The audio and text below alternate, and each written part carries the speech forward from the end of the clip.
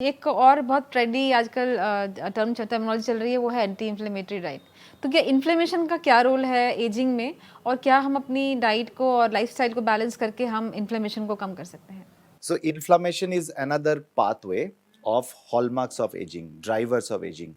So एक chronic low grade inflammation अंदर चल ही रहा है, मतलब आप ये मान लो जो आग आपको नहीं दिख रहा है लेकिन वो अभी तक बंद नहीं हुआ है, सो वो हमारे शरीर में चल रहा है। तो वो इन्फ्लामेशन को बढ़ाया जा सकता है, घटाया जा सकता है। बढ़ाते क्या है, कोई इन्फेक्शन हुआ, वो इन्फ्लामेशन सडनली बढ़ गया। कोविड में भी आपने सुने, COVID was also creating inflammatory reaction, right?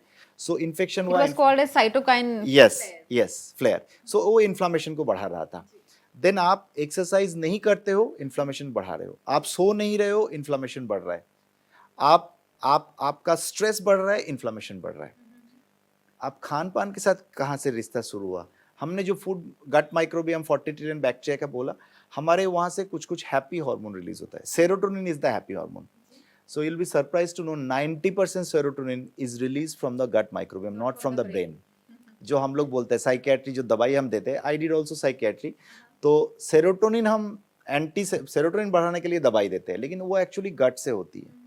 सो कुछ कुछ फूड है जो गट के वो बैक्टीरिया को मारता है जो हमारा सेरोटोनिन रिलीज करता है, हैप्पी हार्मोन रिलीज करता है, मेलाटोनिन रिलीज करता है फॉर स्लीप। तो कौन सा फूड है जो आजकल के बच्चे के सारे favourite food? KFC, domino, pizza, सारे तला हुआ जो अल्ट्रा प्रोसेस फूड है, सारे आपके सारे बहुत सारे स्टाफ भी शायद खा रहे होंगे।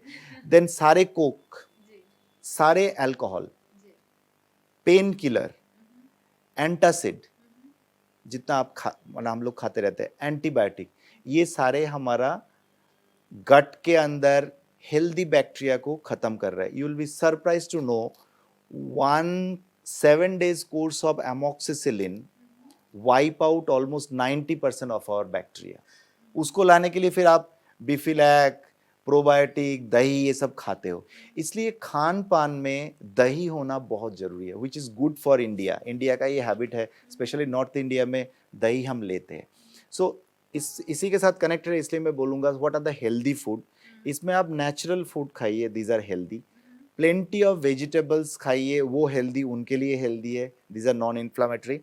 और थोड़ा सा फर्मेंटेड चीज़ें, मैंने आपको एक एग्जांपल दूंगा। हमारे देश में मोस्ट ऑफ द सेंटिनेरियन, मतलब जो 100 साल तक जिए, दे आर ट्राइबल। ओके। तो अभी हम प्रेस्क्राइब करते हैं कि शाम को, जैसे जो मैं राइस अभी रात को जाके खाऊंगा, वो सुबह का बना हुआ राइस होता है, थोड़ा बहुत फर्मेंटेड। दही आपका फर्मेंट से बनती है। आप बीट रूट, कैरेट, इसका कांजी जूस, बना के। हाँ, जूस बना के next day morning are you खाइए। श्योर? मतलब Yes, इससे कोई इन्फेक्शन नहीं कोई होगा? इन्फेक्शन नहीं है, दिस आर कोई फूड फर्मेंटेड, पॉइजनिंग नहीं होगा? कुछ नहीं होगा, कुछ नहीं। करके देखिए, मैं कर रहा हूँ, बहुत लोगों को दे रहा हूँ। सो जो भी चीजें आपको, जो सारे नेचुरल है, जो हमारे पूर्वजों ने बोल के गए हैं, जो नेचुरल इनहेबिटेड जो है वो खा रहा है, वही आप फॉलो करिए।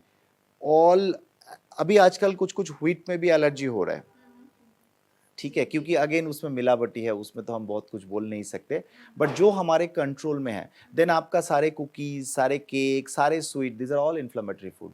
अब बोलोगे खाओगे क्या फिर? जी